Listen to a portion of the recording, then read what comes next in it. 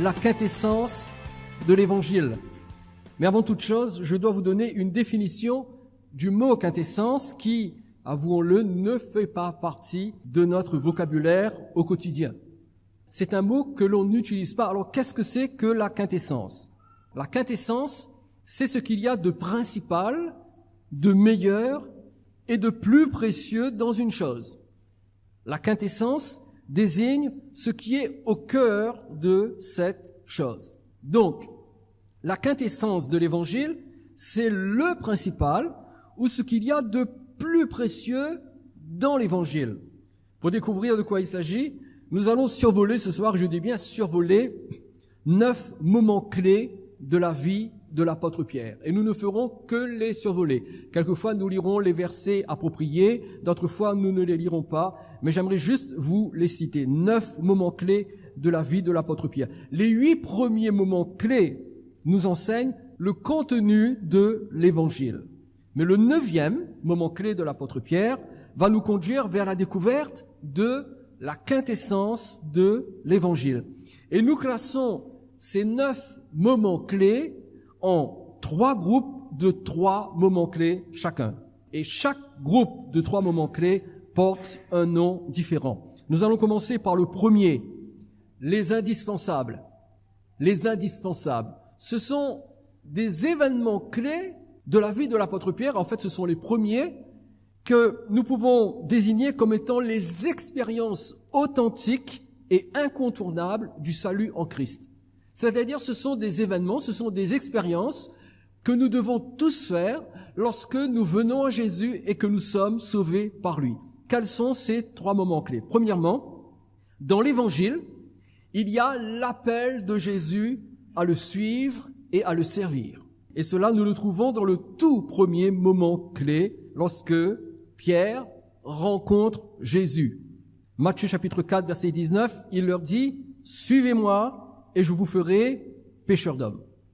Et ici, dans ce verset, nous découvrons que Pierre n'a pas été appelé seulement à croire en Jésus, mais il a aussi été appelé à le suivre afin de devenir un pécheur d'hommes, c'est-à-dire un témoin qui gagne des âmes pour le royaume de Dieu. Écoutez bien ceci.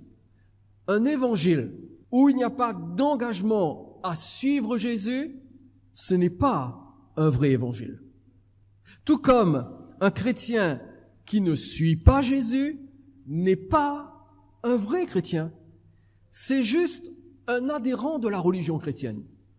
Alors je vous pose la question directement, ne me répondez pas, répondez en vous-même dans votre cœur. Êtes-vous un adhérent ou êtes-vous un chrétien?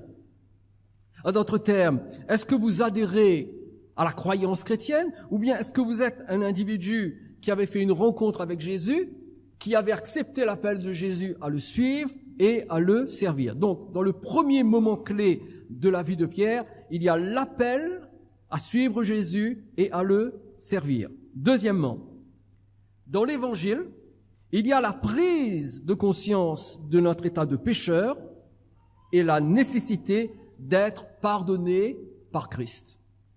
Si cet élément ne se trouve pas dans l'Évangile que nous avons reçu, nous n'avons pas reçu le vrai Évangile. Et le texte qui va avec, c'est Luc chapitre 5, verset 8.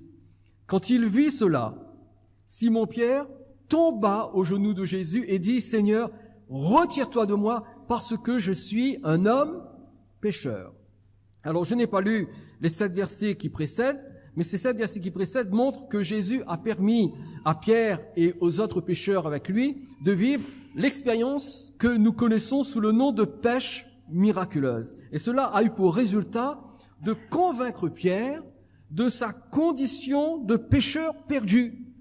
Lorsqu'il a vu Jésus manifester sa puissance, où le filet se remplissait de poissons au point de craquer, eh bien Pierre a été convaincu que celui dans la présence duquel il se trouvait, ce n'était pas n'importe qui, c'était un être tellement plus saint que lui, et il s'est senti tellement pécheur par rapport à Jésus. Alors, il se prosterne devant le Seigneur, il tombe aux genoux de Jésus et il lui dit « Seigneur, retire-toi de moi, parce que je suis un homme pécheur. » Il est convaincu de péché. Mais nous n'avons pas lu, mais vous pourrez le faire chez vous. Au verset 10, Jésus lui dit « Ne crains point. N'aie pas peur, Pierre. » En d'autres termes, Jésus pardonne à Pierre ses péchés.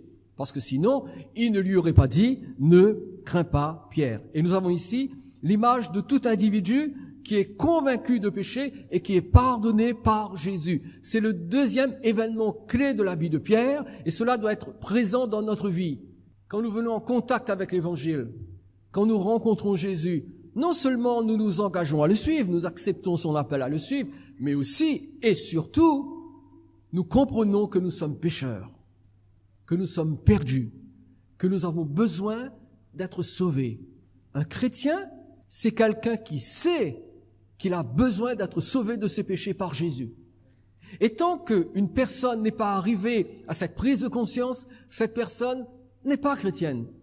Venir ici à l'église ou dans toute autre église, c'est une chose, mais être convaincu de ses péchés et recevoir le pardon de Dieu, ça, c'est une autre chose. Et enfin, troisièmement, dans l'évangile, il y a la compréhension de qui Jésus est vraiment et de la confession de foi en sa personne. Matthieu 16, Simon-Pierre répondit, « Tu es le Christ, le Fils du Dieu vivant. » Quand l'évangile agit chez un individu, non seulement celui-ci comprend qu'il est pécheur et qu'il a besoin d'être pardonné, non seulement celui-ci comprend que Jésus l'appelle à le suivre, à le servir, mais il comprend également que Jésus est plus qu'un homme, Jésus est plus qu'un philosophe, Jésus est plus qu'un fondateur de religion, mais Jésus est le Fils de Dieu. Jésus est le Sauveur, il est le Seigneur. Et tout véritable chrétien qui a une expérience de salut avec Jésus est rendu capable de croire en Jésus et de confesser qui est Jésus et ce qu'il a fait pour le sauver. Et je vous renvoie à Romains chapitre 10, versets 9 et 10 que vous pourrez lire chez vous. Si tu crois dans ton cœur et si tu confesses de ta bouche, tu seras sauvé. Alors peut-être que la forme de notre contact avec Jésus ne revêt pas la même forme que celle de Pierre. Mais le fond doit rester le même. Nous sommes appelés à suivre et à servir Jésus. Nous découvrons, nous comprenons que lui seul pardonne nos péchés et nous lui demandons de pardonner nos péchés et surtout nous comprenons qui il est. Nous nous engageons avec lui. Nous confessons qu'il est le Fils de Dieu et nous croyons en lui. Ces trois événements clés sont ce qu'on appelle les indispensables, les expériences indispensables dans toute vie chrétienne. Mais en plus de ces indispensables, il y a trois autres types d'événements clés dans la vie de Pierre que l'on peut appeler les improbables. Les improbables. Ça veut dire quoi? Eh bien, cela désigne des expériences qui ne se produisent pas forcément, mais qui surprennent par leur aspect surnaturel. La différence entre les indispensables et les improbables, c'est que les premiers doivent se produire. Je dois venir à Jésus. Je dois croire en lui comme mon sauveur. Je dois recevoir le pardon de mes péchés. Je dois m'engager avec lui. Je dois le suivre. Je dois confesser qu'il est le Fils de Dieu.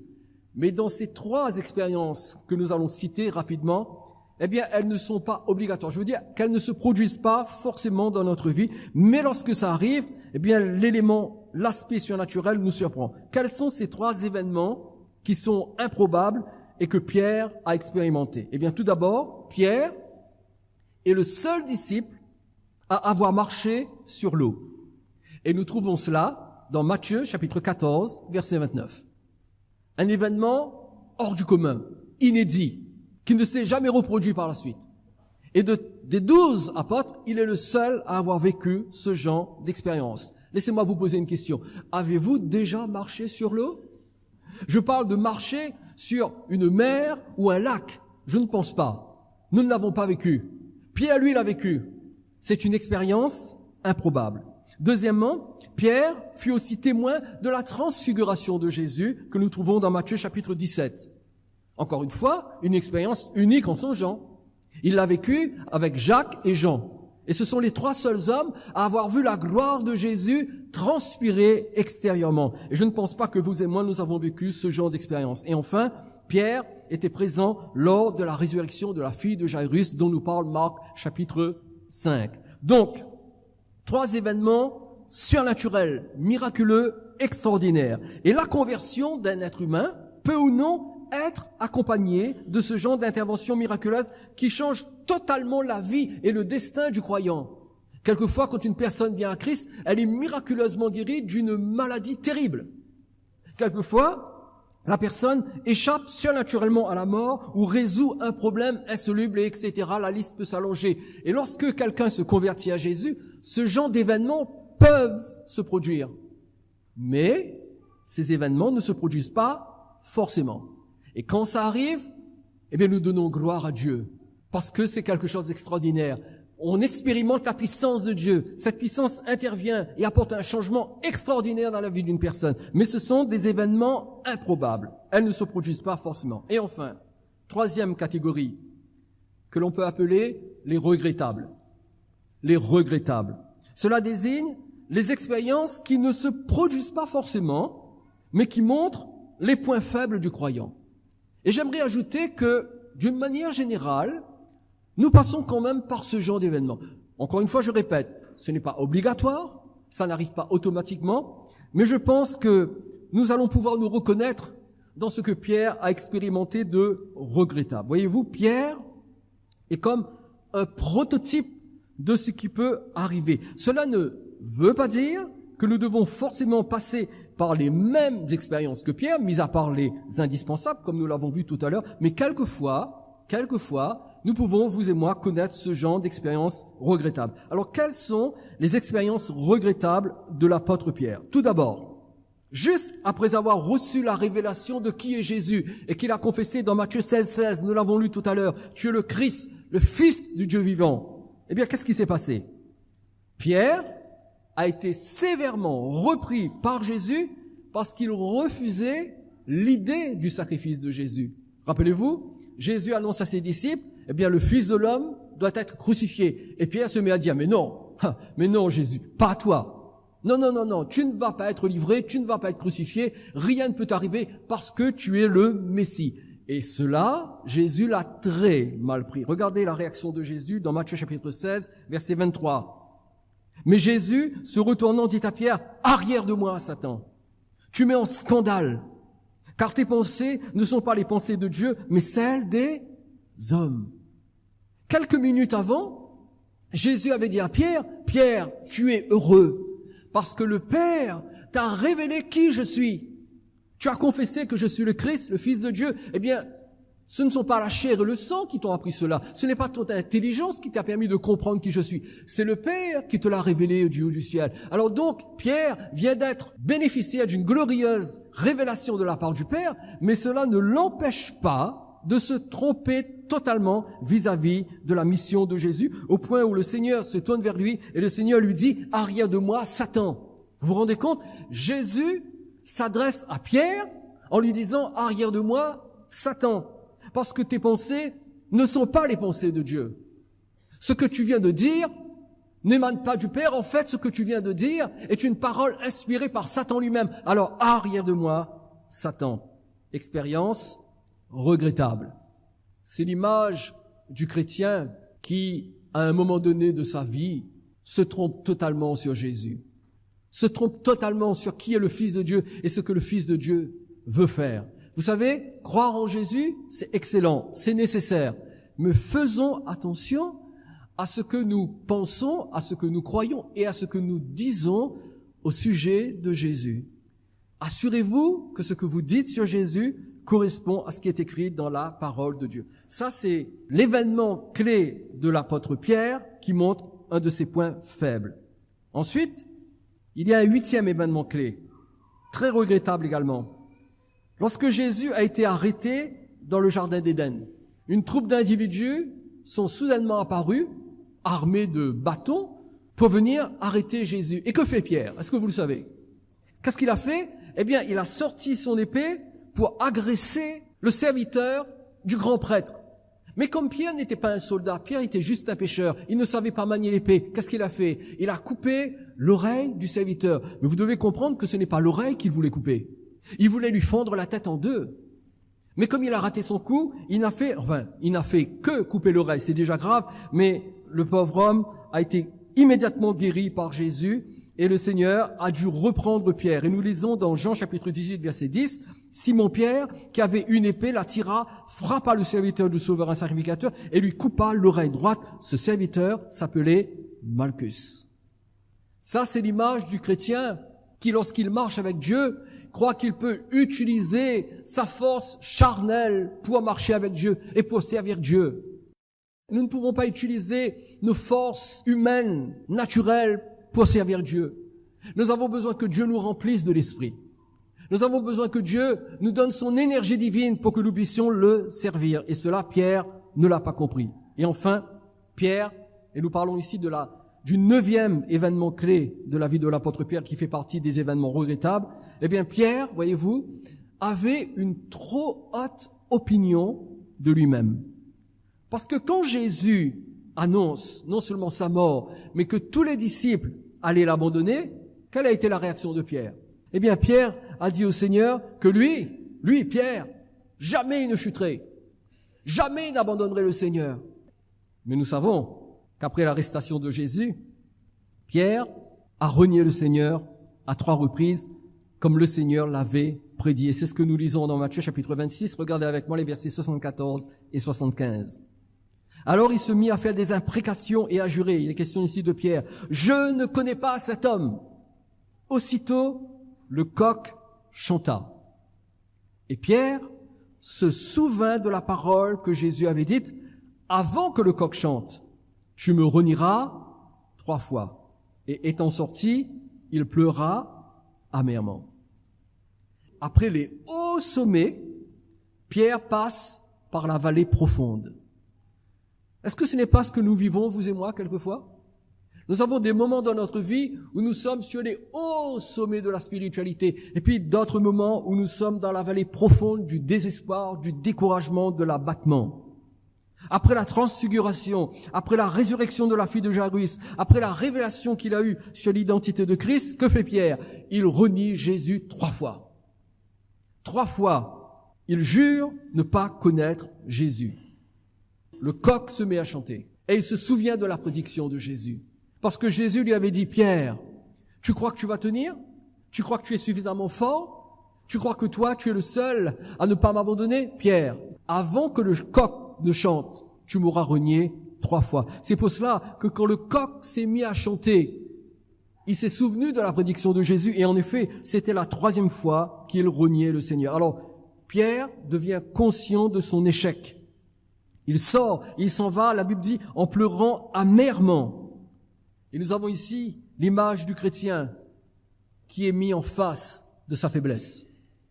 C'est l'image de chacun d'entre nous. Et Dieu permet que quelquefois nous passons par des circonstances dans notre vie où nous devenons conscients de notre faiblesse parce que quelquefois nous sommes trop sûrs de nous, trop sûrs de ce que nous croyons, trop sûrs de notre spiritualité, trop sûrs de notre dévotion. Et quelquefois le Seigneur permet que nous passons par des événements où nous comprenons que toute notre dévotion, toute notre piété ne suffit pas. Nous avons besoin toujours de la grâce du Seigneur. Et donc, Pierre est totalement abasourdi par ce qu'il vient de vivre. Pierre comprend sa petitesse. Pierre comprend son incapacité à bien agir par ses propres forces. Et cela nous arrive également.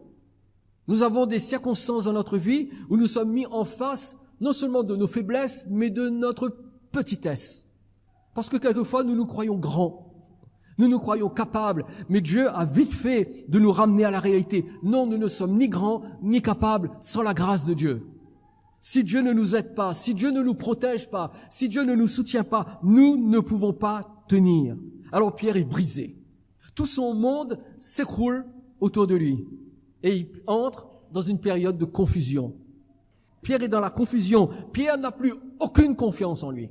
Et une des meilleures choses qui puisse arriver à un chrétien, c'est lorsque justement il arrive à un stade de sa vie où il n'a plus confiance en lui.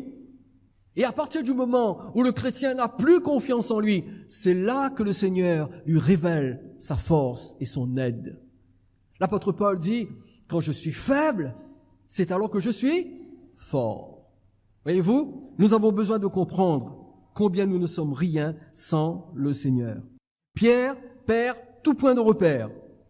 Et il ne trouve rien d'autre à faire que de retourner à son ancienne vie de pécheur. Alors qu'il avait abandonné ses filets, il avait abandonné son bateau, il avait suivi Jésus pendant 3 ans, il avait prêché l'évangile, il avait guéri des malades, il avait écouté l'enseignement de Jésus. Et bien là, face à sa faiblesse, face à son échec, il revient à son ancien métier de pécheur. Mais Jésus n'en avait pas fini avec Pierre. Vous savez, lorsque vous chutez, lorsque vous trébuchez, lorsque vous vous affaiblissez, lorsque vous êtes déçu par vous, et c'est une bonne chose d'être déçu par soi-même, lorsque vous êtes déçu par vous au point où vous dites « ça y est, c'en est fini, je ne veux plus rien avoir à faire avec la foi », c'est à ce moment que le Seigneur entre en œuvre pour reconstruire votre vie, pour vous restaurer. Et Jésus va mettre en œuvre un plan de restauration pour Pierre. Et c'est dans ce plan de restauration pour Pierre que nous trouvons la quintessence de l'Évangile. C'est dans le plan de restauration pour Pierre que se trouve le cœur de l'Évangile, c'est-à-dire ce qu'il y a de plus précieux dans l'Évangile. Et cela se trouve dans Jean chapitre 21. Jésus apparaît à ses disciples. Ils sont confus, ils sont découragés. Et que fait Jésus? Eh bien, Jésus va leur permettre de vivre encore une fois l'expérience de la pêche miraculeuse. Comme pour leur montrer que c'est un nouveau départ. Parce que rappelez-vous, tout a commencé par la pêche miraculeuse. Tout a commencé lorsque Jésus a dit à Pierre, jette ton filet du côté droit du bateau. Et le filet s'est rempli. Et les poissons sont venus en abondance. Et c'est à partir de ce moment que les disciples ont commencé leur carrière de disciples et d'apôtres de Jésus. Et ici, le Seigneur renouvelle l'expérience de la pêche miraculeuse pour leur dire, écoutez, vous m'avez abandonné, vous m'avez lâché lorsque j'ai été arrêté. Mais c'était écrit. Il fallait que la prophétie s'accomplisse. Eh bien, maintenant que je suis ressuscité, je vous restaure, je vous renouvelle, je vous donne un nouveau départ, même si vous m'avez abandonné. Puis, il y a un échange spécial entre Jésus et Pierre. Et Jésus va montrer à Pierre, qui était totalement brisé, que malgré son reniement, eh bien, la restauration et le renouveau étaient aussi possibles pour lui. Et c'est ce qui se passe dans ce texte que nous allons lire. Cette restauration, ce renouveau pour Pierre, a pour condition la quintessence de l'Évangile. Et en quoi consiste la quintessence de l'Évangile? Regardez ce texte avec moi, verset 15. Après qu'ils eurent mangé, Jésus dit à Simon-Pierre, « Simon, fils de Jonas, m'aimes-tu plus que ne m'aime ceci ?» Il lui répondit, « Oui, Seigneur, tu sais que je t'aime. » Jésus lui dit, « Paie mes agneaux. » Il lui dit une seconde fois, « Simon, fils de Jonas, m'aimes-tu » Pierre lui répondit, « Oui, Seigneur, tu sais que je t'aime. » Jésus lui dit, « Paie mes brebis. » Et il lui dit pour la 3e fois, « Simon, fils de Jonas, m'aimes-tu » Pierre fut attristé de ce qu'il lui avait dit pour la 3e fois, « M'aimes-tu » Et il lui répondit, « Seigneur, tu sais toutes choses. Tu sais que je t'aime. » Jésus lui dit, « Paie mes brebis. » Et dans ce texte, nous voyons un Pierre totalement différent de ce qu'il était autrefois. Autrefois, c'était un homme fier, toujours très sûr de lui. Mais ici, dans ce passage, ce n'est plus le même Pierre. C'est un Pierre brisé. C'est un Pierre penaud. C'est un Pierre qui répond au minimum aux questions de Jésus, alors que, habituellement, il en dit beaucoup plus qu'il n'en faut. Mais là, il dit le minimum, mais il dit la vérité. Parce que là, Pierre est vrai. Et pour faire court, Jésus ne pose qu'une seule condition à la restauration de Pierre. Et il le fait en lui posant à 3 reprises la même question. Quelle question? M'aimes-tu? M'aimes-tu? C'est tout ce que Jésus lui pose comme question. Vous avez remarqué que Jésus ne lui fait aucun reproche? Jésus ne lui dit pas, écoute Pierre, profitons de la fin du repas, j'aurai quand même quelque chose à régler avec toi. Tu te souviens comment tu m'as renié? Tu te souviens comment tu faisais le fier, que tu osais prétendre que tu étais fort, que tu n'allais jamais chuter, mais tu te souviens comment tu m'as renié 3 fois? Ce n'est pas ce que Jésus a dit. Jésus n'est pas revenu sur la faiblesse de Pierre. Il n'est pas revenu sur les événements regrettables de Pierre. Il n'est pas revenu sur le fait que Pierre tire son épée et tranche l'oreille du serviteur du grand prêtre. Il nous revient sur aucun de ces événements, il ne fait que lui poser une question. M'aimes-tu? Et il pose cette question à 3 reprises. Pourquoi est-ce que Jésus lui pose cette question à 3 reprises? Je crois que cela avait pour but de compenser les 3 reniements de Pierre. Vous vous rappelez? Pierre avait renié Jésus 3 fois. Chaque fois, il avait dit à ceux qui lui posaient la question, « Je ne connais pas cet homme. » 3 fois. Eh bien, pour compenser ce reniement, 3 fois, le Seigneur lui fait dire qu'il l'aime. Tu sais que je t'aime. Oui, Seigneur, je t'aime. Tu sais que je t'aime, Seigneur. Cette triple confession de son amour pour Jésus compense son triple reniement du Seigneur Jésus. La quintessence de l'Évangile, c'est l'amour que nous avons pour Jésus. Le meilleur de l'Évangile, le cœur de l'Évangile, ce qui se trouve vraiment au centre de l'Évangile, c'est l'amour que nous avons pour Jésus. Peut-être que les uns et les autres, nous avons échoué comme Pierre. Nous sommes peut-être déçus de nous-mêmes. Nous n'avons plus aucune confiance en nous. C'est peut-être votre cas. Vous n'avez plus confiance. Vous ne savez plus vers qui vous tournez. Vous n'êtes même pas sûr que vous allez pouvoir continuer à vivre la vie chrétienne. Eh bien, peu importe. Peu importe les échecs que vous avez connus. Peu importe la déception que vous avez éprouvée vis-à-vis des autres ou vis-à-vis de vous-même. Si vous voulez revenir à Jésus et marcher avec lui, le Seigneur ne vous pose qu'une question. M'aimes-tu? Le Seigneur ne vous demande qu'une seule chose. Est-ce que vous l'aimez? Qu'est-ce qu'un chrétien? Vous voulez savoir ce que c'est qu'un chrétien? Un chrétien, c'est quelqu'un qui aime Jésus. C'est ça, un chrétien. Un chrétien, c'est pas seulement quelqu'un qui croit en Jésus, parce qu'il sait qui est Jésus. Alors, il aime profondément Jésus. Parce qu'un chrétien, c'est quelqu'un qui est entré dans une relation d'affection avec Jésus. Un chrétien, ce n'est pas quelqu'un qui a adhéré à des grands principes religieux, philosophiques. Non! Un chrétien, c'est quelqu'un qui a rencontré une personne et qui aime cette personne. Parce que cette personne est la personne la plus aimable de l'univers. 1 Corinthiens chapitre 16, verset 22 déclare, « Si quelqu'un n'aime pas le Seigneur, qu'il soit quoi? Anathème. » Savez-vous ce que veut dire anathème? Maudit. Maudit. Si quelqu'un n'aime pas le Seigneur, qu'il soit maudit. Et le verset se termine par Maranatha. Vous savez ce que veut dire Maranatha? Viens, Seigneur. Viens. Le Seigneur vient bientôt. Alors, si quelqu'un n'aime pas le Seigneur, qu'il soit maudit, parce que le Seigneur vient bientôt. Sur ceux qui n'aiment pas Jésus, quand bien même ils prétendent croire en lui, la Bible prononce une malédiction. Mais pour ceux qui aiment Jésus avec sincérité, la Bible fait des promesses extraordinaires. Regardez Éphésiens chapitre 6, verset 24. Que la grâce soit avec tous ceux qui aiment notre Seigneur Jésus-Christ d'un amour inaltérable. Un amour sincère, un amour profond. Que la grâce soit sur ceux qui aiment Jésus de cette façon. Aimez-vous Jésus? Si vous aimez Jésus, la grâce de Dieu est sur vous. Elle est là sur vous. Elle se répand dans votre vie. Vous avez un manque de grâce? Ne cherchez pas loin. C'est parce qu'il y a un manque d'amour pour Jésus. Parce que la Bible est formelle. Si vous aimez Jésus d'un amour inaltérable, la grâce sera sur vous. Vous voulez que la grâce augmente dans votre vie? Vous voulez goûter à plus de grâce? Alors aimez plus Jésus. Aimez-le profondément, sincèrement, tendrement. Aimez-le. Jacques chapitre 1 verset 12 dit « Heureux l'homme qui supporte patiemment la tentation ou l'épreuve, car après avoir été éprouvé, il recevra la couronne de vie que le Seigneur a promise à ceux qui l'aiment. » Non pas couronne de vie que le Seigneur a promise à ceux qui sont courageux, qui supportent les coups. Oui, il faut le faire, mais c'est à ceux qui l'aiment. Et parce qu'ils aiment Jésus, ils acceptent de souffrir pour son nom.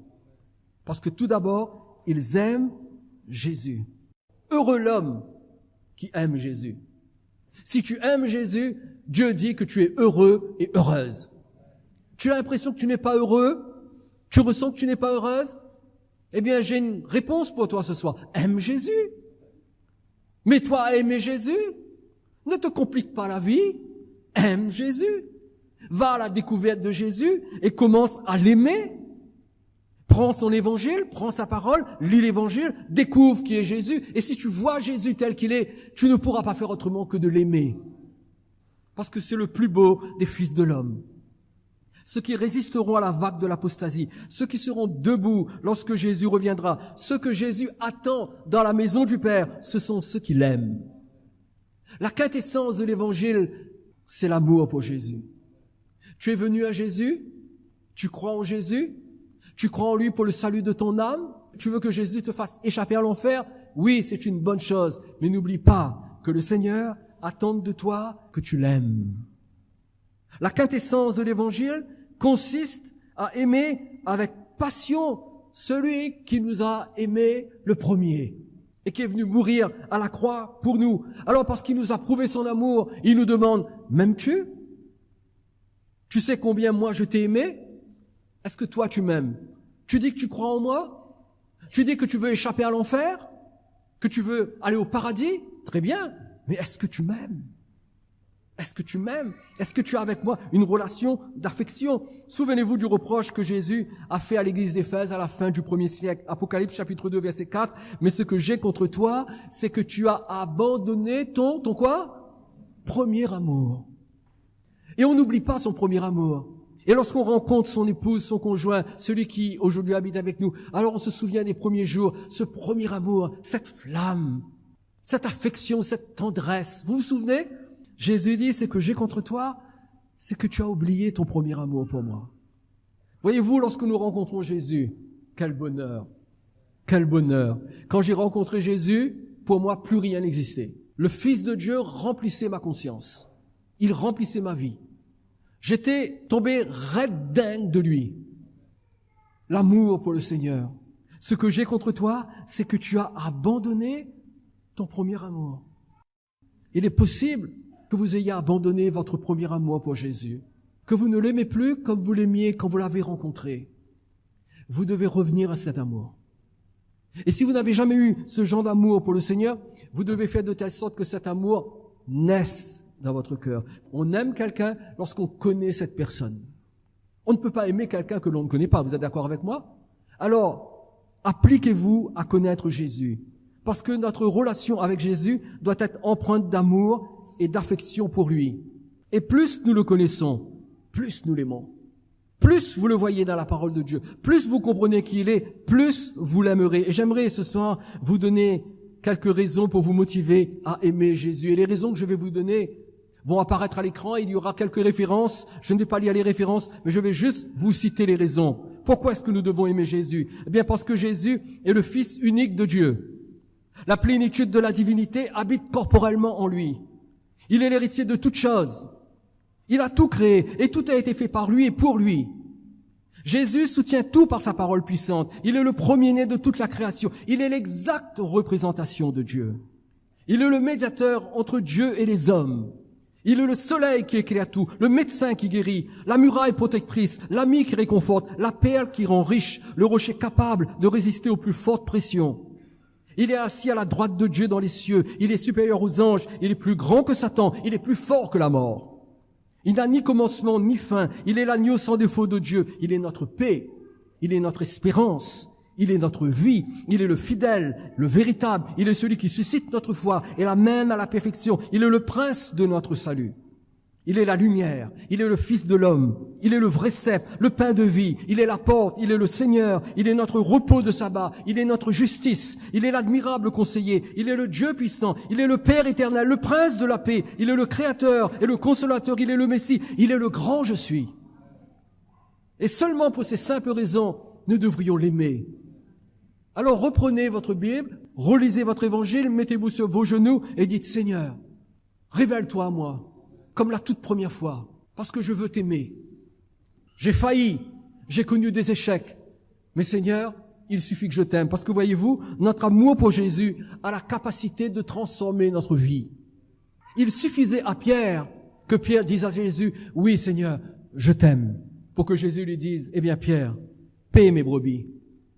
Tu es mon apôtre, tu m'as renié, tu m'as trahi, tu m'as abandonné, mais si tu m'aimes, reviens Pierre. Marche avec moi, paie mes brebis, paie mes agneaux, sers-moi, on recommence. Ta course n'est pas terminée.